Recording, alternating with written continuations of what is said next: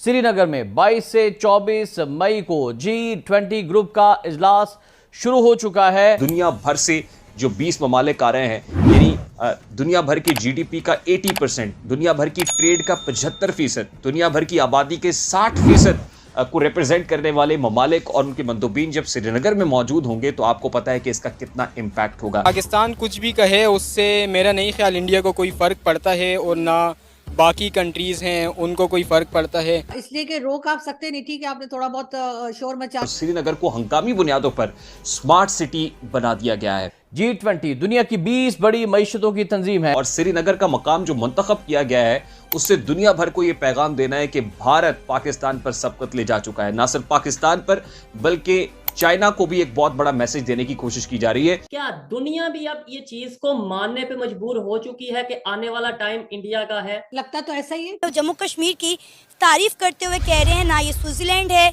ना ऑस्ट्रेलिया, ये कश्मीर है, ये इंडिया है।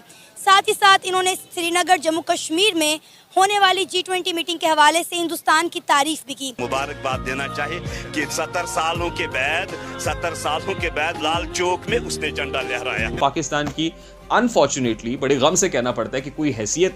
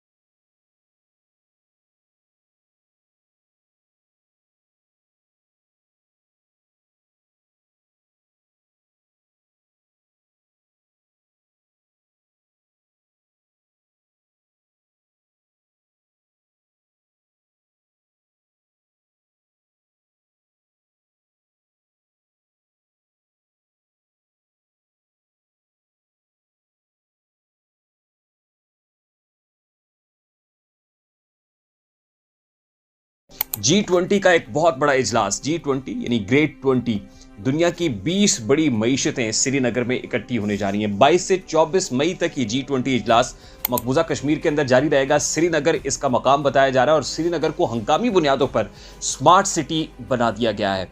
इस अहम इजलास के बहुत सारे मकासद हैं और श्रीनगर का मकाम जो मुंतखब किया गया है उससे दुनिया भर को यह पैगाम देना है कि भारत पाकिस्तान पर सबकत ले जा चुका है। ना सिर्फ पाकिस्तान पर बल्कि चाइना को भी एक बहुत बड़ा मैसेज देने की कोशिश की जा रही है, क्योंकि लद्दाख के मकाम पर चीनी और भारतीय फौजों के दरमियान झड़पें भी हुई थी और आलमी मीडिया में खबरों की जीनत भी बनी थी।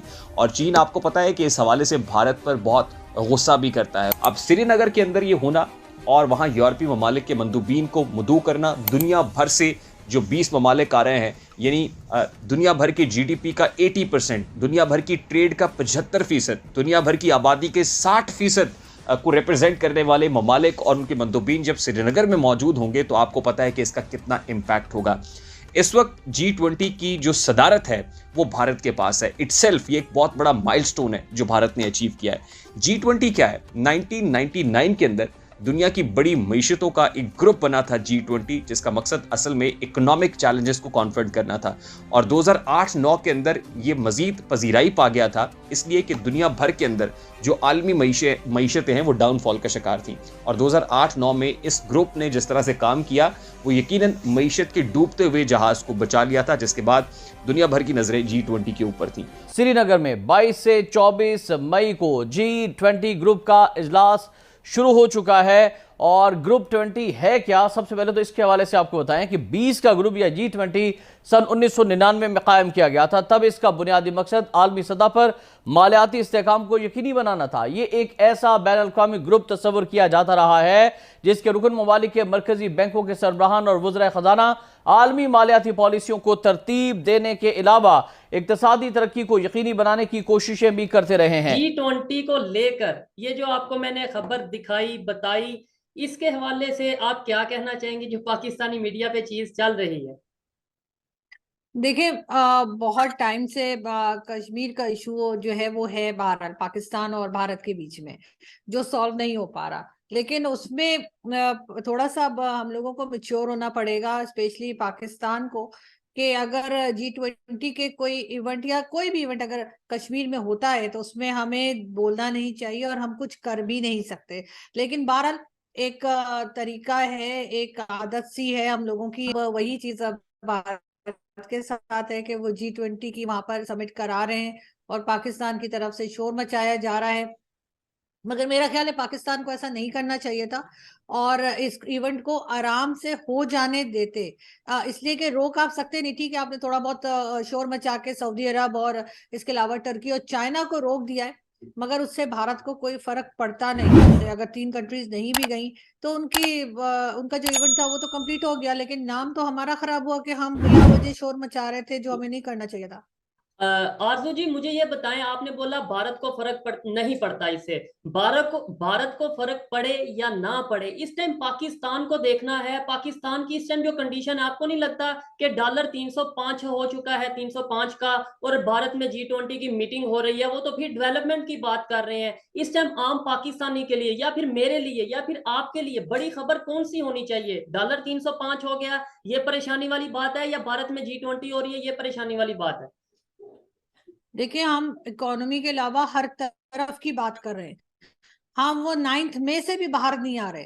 जो 9 मई को जो कुछ हुआ, जाहिर है उसको कोई पाकिस्तानी सपोर्ट नहीं कर रहा, गलत हुआ था, लेकिन फिर भी अब उसमें से हमें बाहर आ जाना चाहिए। अब हमें अपनी इकोनॉमी को देखना चाहिए। बिल्कुल आप सही कह रहे हैं, डॉलर जो है वो 305 का हो गया है। और ये सिर्फ डॉलर की बात नहीं है, हर करेंसी बढ़ चुकी होगी, हर चीज महंगी हो चुकी होगी, और डेफिनेटली। लेकिन उसके ऊपर कोई बात नहीं कर रहा। ये जो मैं और आप बात कर रहे हैं इंटरनेट पे, इसका बिल भी बढ़ जाएगा और हमें इसको ज्यादा पे करना पड़ेगा। और हम वर्किंग क्लास है, हम लोग कोई वो वडेरा सिस्टम हमारा नहीं है कि हमारे बहुत कोई जायदादें रखी हुई हैं या वो है। जाहिर हम लोग मेहनत करते हैं, हम काम करते हैं, और हमारी वजह से, हमारे जैसे वर्किंग क्लास की वजह से थोड़ा बहुत जो संभाला लिया हुआ है। लेकिन फिर भी पाकिस्तान उस तरफ नहीं देख रहा, ना स्टैब्लिशमेंट देख रही है और ना ही हमारी जो कहना चाहिए गवर्नमेंट है वो देख रही है। बल्कि अगर आप टीवी चैनल्स को देखें तो आपको ये G20 पे जो हमारे यहाँ बार बार बात की जा रही है, उसके अलावा एक चीज और नजर आएगी, और वो ये कि हमने करोड़ों के कमर्शियल्स चला रहे हैं हम हर चैनल के ऊपर, सिर्फ ये बताने के लिए कि हम अपनी फौज के साथ खड़े हैं, कि हमारी फौज बहुत अच्छी है, हमारी फौज के साथ हमारा जो है वो, हम पूरी ईमानदारी के साथ अपनी फौज को सपोर्ट कर रहे हैं। इस चीज के ऊपर करोड़ों रुपए जो है वो इन्वेस्ट किए जा रहे हैं। अब गवर्नमेंट कर रही हो चाहे स्टैब्लिशमेंट कर रही हो, बहरहाल पैसा तो पाकिस्तान का है।